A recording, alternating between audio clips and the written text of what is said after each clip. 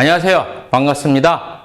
여러분들과 사회복지사 1급 과정을 함께하고 있는 이선배입니다.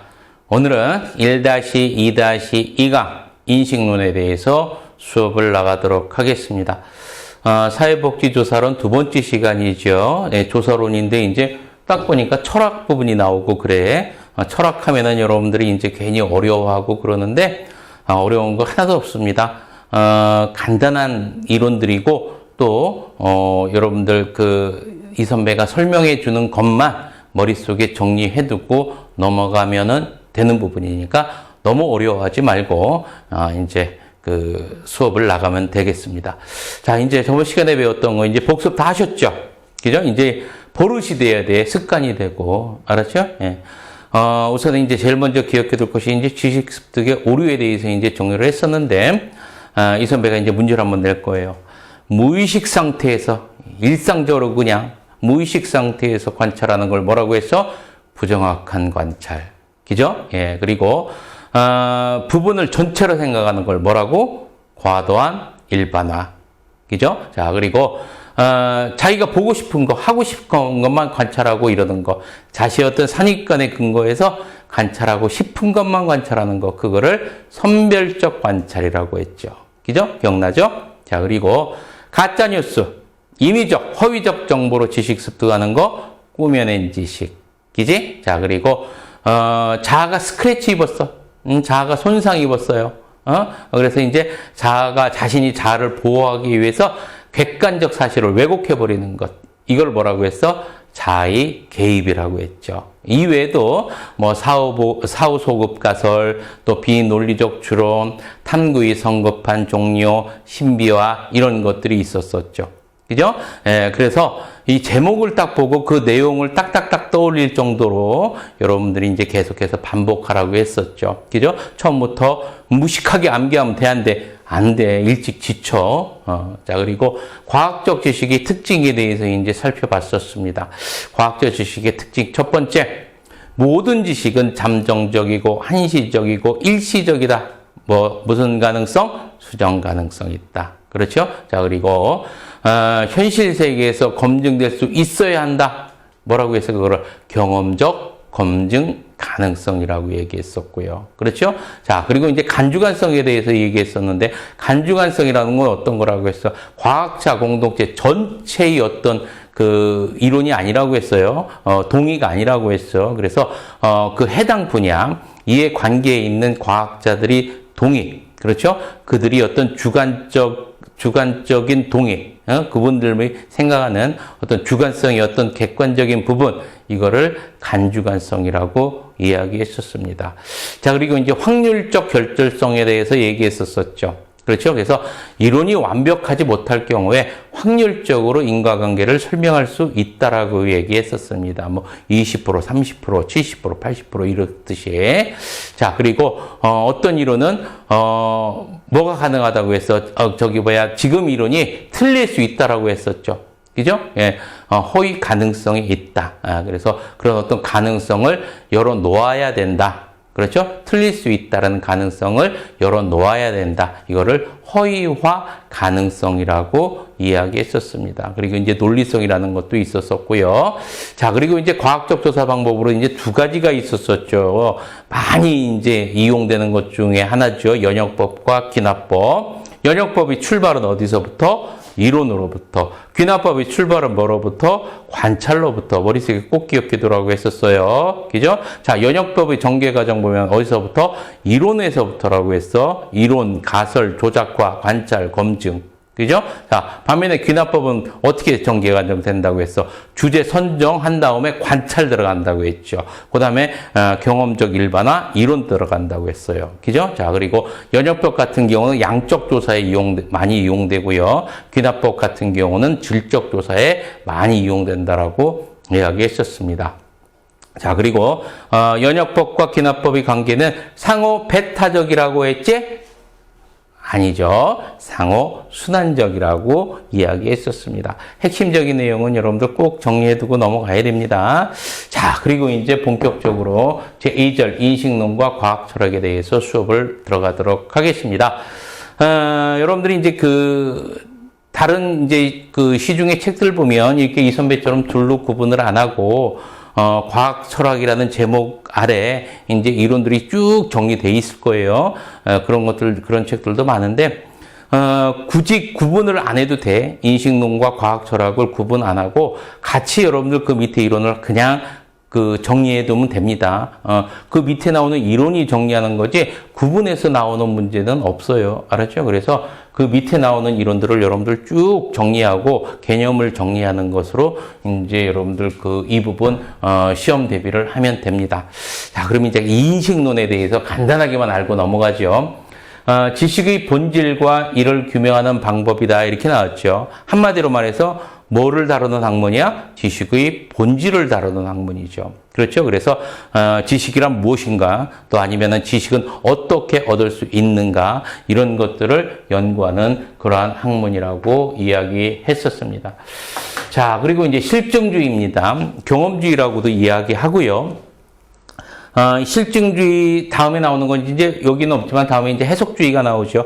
이들은 굉장히 중요합니다. 왜 중요하냐면은요, 우리가 이제 배우는 것이 이제 사회과학이죠. 이 사회과학의 연구 방법이 어떤 토대가 되는 이론이 실증주의하고 해석주의야. 알았죠? 그래서, 이 실증주의와 다음 나오는 해석주의를 잘 어떻게 돼요, 여러분들? 비교해 두고 있어야 돼. 비교해 두고 있어야 돼. 개념적으로만 잘 정리해 두면 됩니다.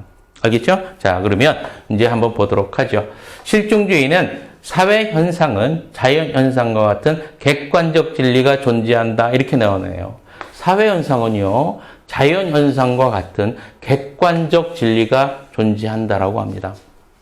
인간이 사는 사회 현상도 자연 현상과 같이요, 객관적 진리가 존재한대요. 객관적 진리라는 건 뭐야? 자연 현상에 있어서 객관적 진리라는 거는 봄이 오면 여름이 오고, 여름이 오면 가을이 오고, 가을이 오면 겨울이 온다는 얘기잖아. 그렇죠? 이렇듯 자연 현상과 사회 현상은 똑같이 객관적 진리가 존재한다라는 얘기는 사회 현상과 자연 현상을 동일시했다는 얘기야. 알았죠? 동일시했다는 얘기야. 머릿속에 기억해 둡니다. 사회 현상과 자연 현상을 어떻게 했다, 여러분들? 동일시했다는 얘기야. 알았지? 자, 그래서 자연 현상을 연구하는 방법 그대로 사회 현상에 적용될 수 있다라고 생각을 하는 거야. 중요한 거죠. 동일시해서 자연 현상을 연구하는 방법 그대로 사회 현상에 적용될 수 있다는 얘기야. 연구 방법이. 알았지? 자, 기억해 두고. 그래서 사회 현상은요, 자연 현상과 같이 일정한 규칙과 법칙이 있다라고 생각합니다. 이 실증주의자들은요. 알았죠? 그래서 일정한 법칙과 규칙이 있다라고 생각해. 그래서 자연현상과 같이 뭐가 가능하냐면 예측, 통제가 가능합니다. 머릿속에 기억해 둘 거 하나 있다. 여기서 뭘 가능하다? 예측, 통계가 가능하다. 통제가. 자연현상과 똑같다는 얘기야. 사회현상도. 그렇지? 통제가 가능하고 또 자연이 인과관계가 있듯이 사회현상도 뭐가 있어요, 여러분들? 인과관계를 규명할 수 있고요. 또 뭐 할 수도 있어. 이런 것들을 바탕으로 해서 일반화할 수 있다라고 보는 것이 뭡니까, 여러분들? 실증주의야. 알았지? 자, 그래서 이렇게 머릿속에 정리해 두는데 가장 중요한 거는 여러분들 머릿속에 기억해 둘 거. 우선 첫 번째 뭐? 사회현상과 자연현상을 동일시하게 본다라는 거. 알았지? 동일시한다게 본다라는 거 꼭 기억해 둡니다. 자, 목적보입니다. 실증주의 목적은 인과관계를 규명하는 게 목적이 있다. 원인과 결과를 규명하는 데 목적이 있고요. 또는 이론을 일반화하는 것이 목적이 있습니다. 알았죠? 자, 그리고 경험적 관찰을 통해 이론을 어떻게 합니까, 여러분들? 재검증을 하는 것을 목적으로 하고 있습니다. 이론을 재검증한다. 이론을 재검증하니까 여러분들 무슨 법 나타나야 돼? 연역법 기반, 연역법 나타나야 되겠죠. 그렇죠? 연역법 나타나니까 이제 무슨 연구? 양적 연구. 그냥 나와야 돼. 그렇지? 자, 이렇게 정리해 두는데 실증주의는 여러분들 한마디로 다시 한번 얘기할게요. 머릿속에 여러분들은 뭐만 기억해 두면 돼?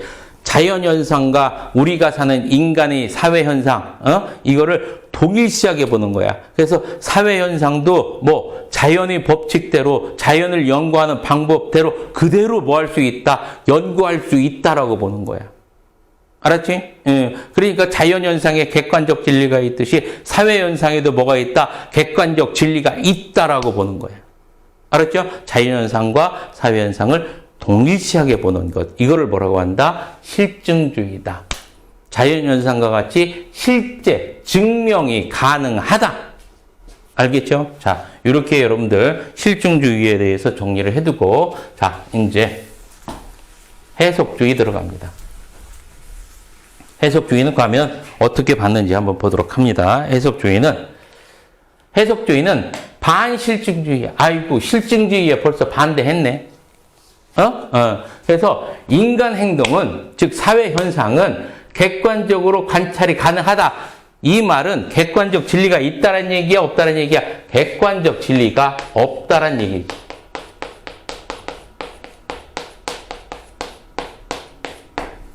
관찰이 가능하지 않다라고 보는 겁니다. 객관적 진리가 없다는 얘기야. 사람마다 똑같은 동의를 되는 게 있다, 없다? 없다는 얘기야. 그래서 삶은 어떻게 봐야 된다? 인간 행동은, 사회 현상은 주관적으로 탐색해야 된대. 주관적으로. 정반대네. 그죠? 자연현상과 동일하게 측정 가능하다고 본 게 여러분들 뭐야? 실증주의인데, 해석주의는 안 그래.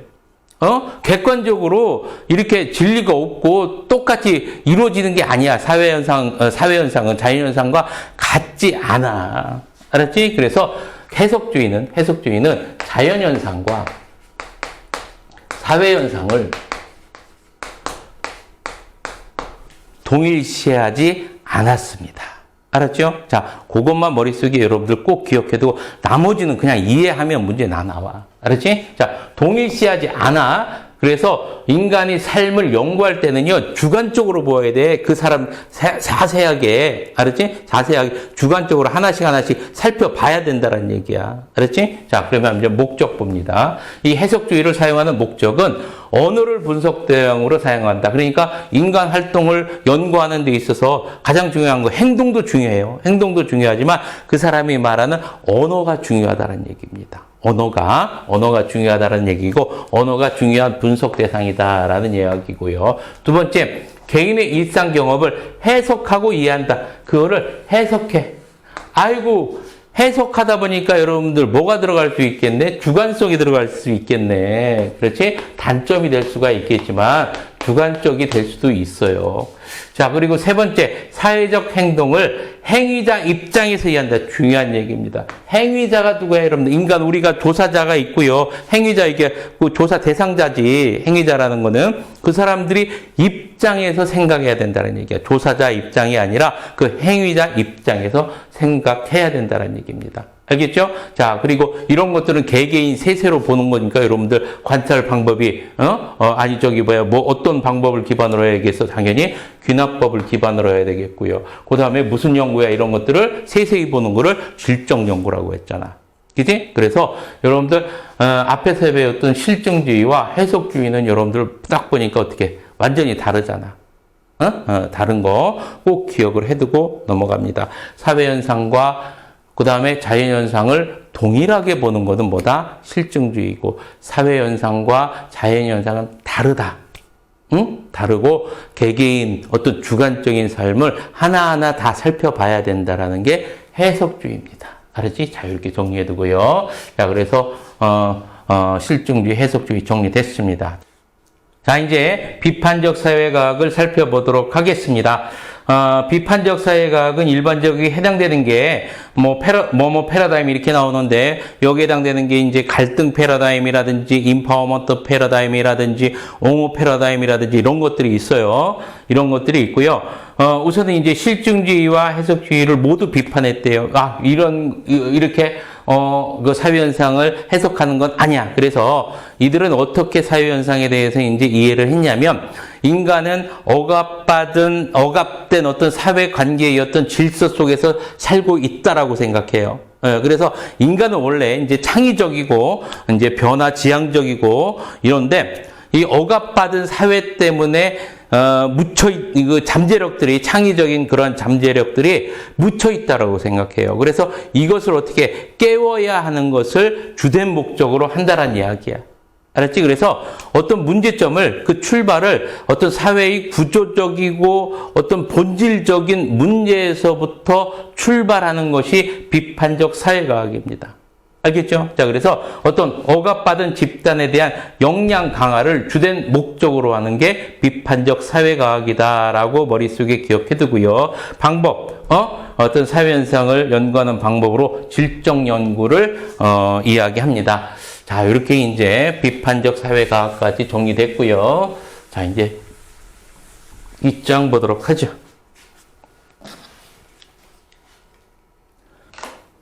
자, 후기 실증주의에 대해서 살펴보도록 하겠습니다.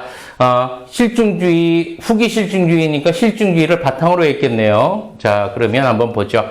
객관적 진리가 있지만, 실증주의에서도 우리 객관적 진리가 존재한다라고 이야기했었었죠. 그렇죠? 그래서 그거를 인정을 하지만, 과학적 관계에 따른 검증에는 한계가 있다. 즉, 한계점을, 인정을 했네요. 그렇죠? 한계가 있기 때문에, 100% 객관적 진리가 아니라 잠정적이고 확률적일 수밖에 없다. 약간의 뭐를 둔 거예요, 여러분들? 융통성을 뒀다라고 볼 수 있겠네, 후기 실증주의는. 그래서 어떤 검증의 한계점 때문에 잠정적이고 확률적인 그러한 방법, 그런 견해를 나타냈고요.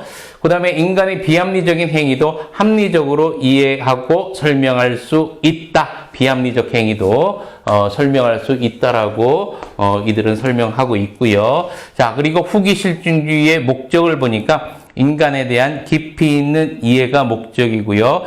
그 다음에 연구하는 방법으로는 양적 연구와 양적 연구를 기반으로 해서 질적 연구를 일부 도입했다라고 이렇게 정리해두고 넘어가면 되겠죠. 자, 그리고 이제 포스트 모더니즘에 대해서 살펴보도록 하겠습니다. 연구자의 어떤 주관적 관점에서만 존재하고 객관적 실제를 거부한다. 여기서는 완전히 객관적 진리라는 거는 있다 없다? 없다라고 봤네. 그렇죠? 그래서 세상의 모든 것은 연구자, 그 조사자죠. 조사자의 어떤 주관적 관점에서만 존재한다라고 보는 것이 포스트 모더니즘입니다. 알겠죠? 그래서 모든 객관적 진리가 존재하지 않아. 오직 연구자, 조사자의 주관적 관점에서만 존재한다라고 보는 것이 포스트 모더니즘이다라고 정리해두고, 자, 이제 문제를 풀어보도록 하겠습니다. 자, 4번 문제 보도록 하겠습니다. 실증주의에 관한 설명으로 옳지 않은 것은, 실증주의, 옳지 않은 겁니다. 17회 문제고요. 1번, 인간행위를 예측할 수 있는 인간행위 예측 가능하지요? 예, 확률적 법칙을 강조하고요. 과학과 비과학을 철저히 구분하려 한다. 맞죠? 그렇죠? 과학과 비과학을 철저히 구분하려고 얘기했었고요. 그 다음에 3번, 관찰 결과의 일반화 가능성을 강조한다. 일반화 가능성 하고요. 일반화 하려고 한다고 했었죠. 그 다음에 4번, 연구 결과를 잠정적인 지식으로 간주한다. 맞고요. 5번, 사회적 행동을 행위자 입장에서 하는 거를 여러분들 무슨 주의라고 했어? 이거는 해석주의라고 했잖아. 그죠? 예. 그러면 4번의 정답은 몇 번? 5번이 되겠지요. 4번의 정답은 5번. 자, 이제 5번 문제 보도록 합니다. 자, 5번 문제 보도록 하겠습니다. 인식론에 관한 설명으로 옳지 않은 것은 13회 문제입니다. 1번, 실증주의는 경험적 관찰을 통해 이론을 재검증한다. 이론을 재검증한다. 맞고요. 2번, 해석주의는 사회적 행위의 주관적 의미에 대해 이해를 강조한다. 주관적 의미 강조 맞고요. 3번, 실증주의는 적은 수의 표본으로 결과를 일반화하는 것은 무리라고 주장한다. 맞고요. 그래서 많은 수 있어야 되고요.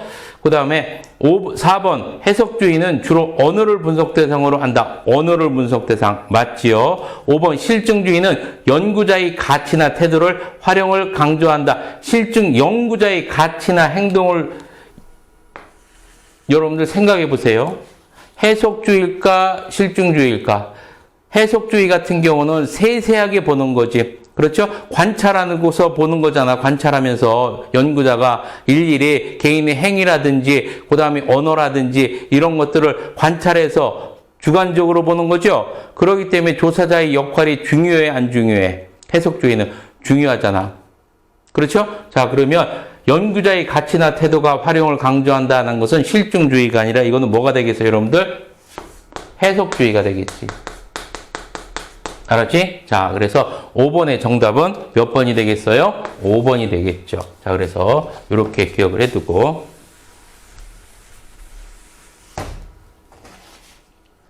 자, 6번 봅니다. 사회과학의 패러다임에 관한 설명으로 옳지 않은 것은 16번 문제입니다. 1번, 비판 사회과학적 패러다임은 억압받은 집단의 권한을 강화하는 데 관심을 둔다. 맞죠? 좀 전에 했던 거.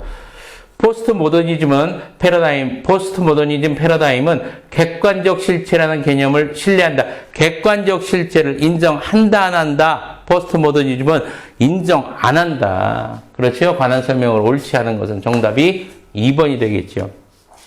3번 봅니다. 해석주의적 패러다임은 삶에 대한 주관적 의미에 대해서 깊이 있게 탐구한다. 맞고요. 실증주의적 패러다임은 경험적 관찰의 중요성, 그렇죠? 강조하고요. 후기 실증주의적 패러다임은 인간의 비합리적 행위도 합리적으로 설명할 수 있다. 그렇죠? 자, 맞는 문구죠. 자, 그러면 6번의 정답은 2번이 되겠네요. 자, 7번 문제. 자, 7번 문제 보도록 합니다. 사회과학의 패러다임에 관한 설명으로 옳지 않은 것은 21의 문제입니다. 1번, 실증주의는 연구 결과를 해석할 때 정치적 가치나 이데올로기, 사상의 영향을 적극적으로 고려한다. 여러분들, 실증주의가 가치나 사상을 고려할까요? 해석주의가 가치나 사상을 고려할까요? 당연히 해석주의죠. 그럼 옳지 않은 것은 여러분들 몇 번? 1번이죠. 자, 2번. 해석주의는 삶에 관한 심층적이고 주관적인 이해를 얻고자 한다. 맞고요. 비판주의는 사회 변화를 목적으로 사회의 본질적이고 구조적인 측면의 파악에 주목한다. 맞지요? 그렇죠? 그래서 억압받은 집단. 그렇죠? 억압받은 집단의 역량 강화가 목표잖아. 그렇죠? 그래서 어떤 사회 구조적 어떤 문제점으로부터 이론이 출발하는 게 이제 비판주의입니다. 자, 그 다음에 4번 후기 실증주의는 객관적인 지식에 대한 직접적 확증은 불가능하다고 봤고요. 포스트 모더니즘은 객관적 실체와 진리의 보편적 기준은 거부한다, 없다라고 봅니다. 자, 이렇게까지 자 정리를 해봤습니다. 여러분들 어떻게 해볼만 하죠? 예, 여러분들 충분히 다 할 수 있습니다. 내용이 좀 어려운 것 같이 느껴지지만 실제 문제를 풀어보면, 기출문제를 풀어보면 거의 이제 반복되는 문제들이, 이제 딱 보여요. 그죠? 예, 그런 것들을 여러분들 기본적으로 우선 외워둬야 됩니다. 외워두고 정리해둬야 돼. 알겠지? 예, 자, 오늘도 고생 많으셨습니다. 자, 오른손 딱 들고 화이팅 한번 힘차게 한번 외쳐봅니다. 자, 파이팅!